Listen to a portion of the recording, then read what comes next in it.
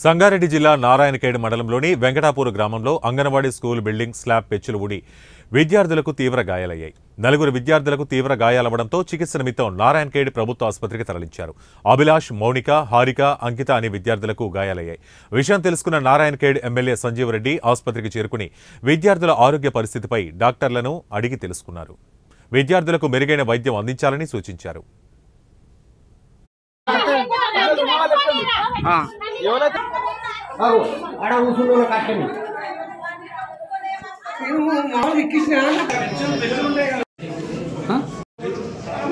తర్వాత ఇమీడియట్గా ఎవరైతే ఐసిడిఎస్ టీచర్ ఉన్నారో తొందరగా స్పందించి వారందరూ జరిగింది.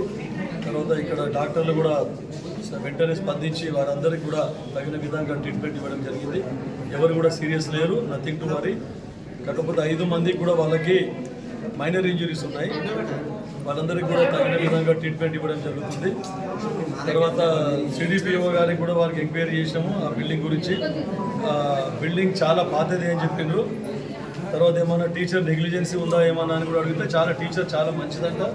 గ్రామస్తులు కూడా చెప్తా ఉన్నారు టీచర్ చాలా బాగా పనిచేస్తుంది. ఇప్పుడు పిల్లలు